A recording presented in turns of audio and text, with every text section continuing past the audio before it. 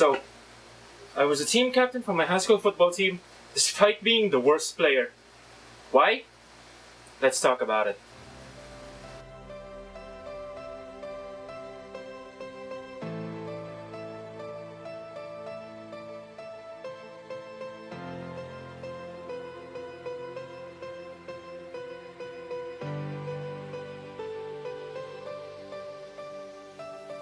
Hey guys, before we start the video, I just want to remind you guys, if you enjoyed this, hit that like button, leave me a comment telling me what you want to see me talk about next, and subscribe to see more great content like this. It really helps me out, guys. Thank you so much. Okay, moving on. First off, when I say football, I don't mean this kind of football. I mean actual football, spelled F-U-T-B-O-L, or as you Americans would call it, soccer. But I'm gonna call it football because that's what I'm used to. So yeah, I played football all throughout my childhood and my teenage years. I started playing at around 2nd grade, and back then I only really played because my best friend was playing. As an 8-year-old kid, I thought, hey, my best friend's playing football.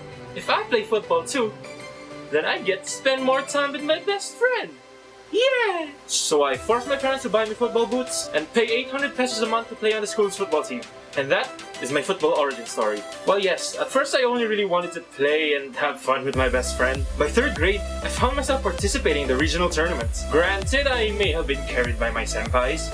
Thanks, Kuya Malek, but I was still good enough to not have been cut from the team, damn it. And yes, while we may have lost all of our games in that tournament, partly because half of our team was 3rd and 2nd graders, competing against a bunch of 6th graders, that tournament sparked something within me, this sort of competitive drive. After that tournament, I went home actually wanting to get better at the game, wanting to be a better football player. I started training like my life depended on it. I watched pro football matches and fell in love with Real Madrid and FC Barcelona. I started watching YouTube videos on how to be a better player. I did everything I could to improve, but no matter what I did, I could never seem to keep up with my peers. My best friend, who was the reason why I started playing this game, just kept getting better and better, while I got left behind. My junior, who was not only a year below me, but also started playing a year after me, instantly became the team's ace. I mean, even my classmate, who I thought had no athletic capability at all, instantly found his role as our goalkeeper, and he was a damn good keeper at that. Everyone else had their thing. Everyone had something they were good at. Meanwhile, I was just a slow-ass defender who could barely run 10 meters without getting winded.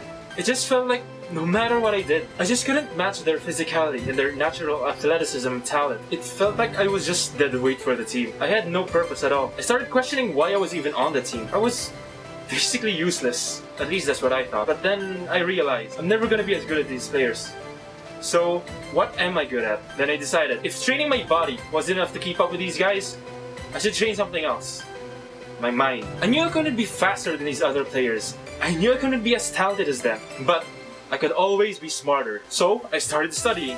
I learned the different techniques and strategies that professional teams use. I got better at picking up how a team plays and got better at knowing how to counter them. I learned my teammates' strengths and weaknesses and directed them to where they would be most effective. I learned more about the game, and I started using that knowledge to my advantage. And being a defender, it allowed me to see a really big portion of the field, so I could watch not only how the enemy players play, but also how my teammates are playing. Hell, for some of the matches I even asked to be put on the bench for the first half. Partly because I had terrible stamina, but also so I had time to watch the game unfold and have a better point of view. And because of that, I was able to build strategies that would just ensure our victory. I started becoming something for the team. They could start relying on me. I was slowly and steadily becoming the de facto leader. And while it wasn't always the flashiest role, you know, seldom if ever really getting any of the glory. I wasn't the one scoring the big goals. I wasn't the one talent scouts would be looking for. I wasn't the one girls would be taking pictures with after the match. But I didn't care. I knew my role. And I did my job.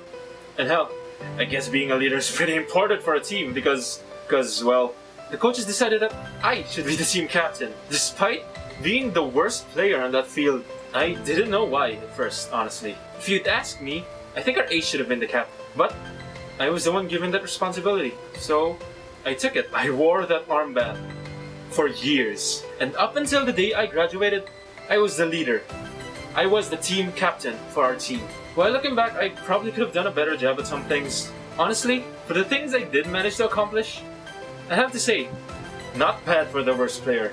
Even at times when I couldn't give any physical help to the team, I still managed to give them support by either helping morale or coming up with a weird tactic or strategy, or maybe just pointing out the things that they should watch out for on that field. You know, when I finally found my role for the team, everything just sort of clicked. In those years when I was the captain, I think at least, were the strongest years for the entire team. Not only based on our skill and achievements, but the bonds we made.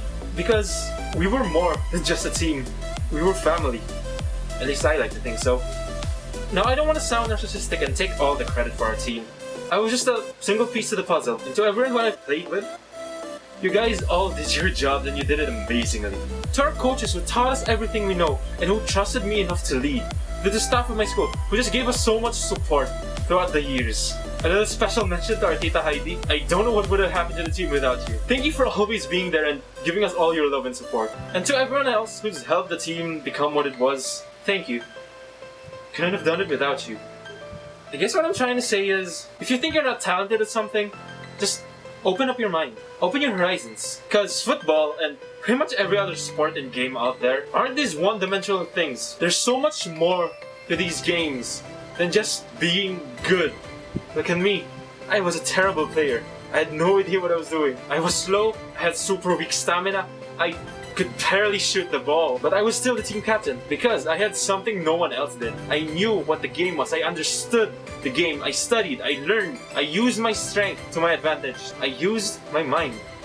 If you want to be successful in these things, but don't have the talent to show for it, find the thing that you're good at, find it, apply it, and then master it. Be the best at it. Once you've done that, success will come chasing you down. Trust me.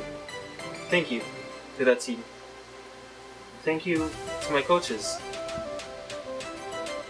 I may not be playing anymore, but the years I spent as your captain, the years I spent on that team as your captain, were the best years of my life so far.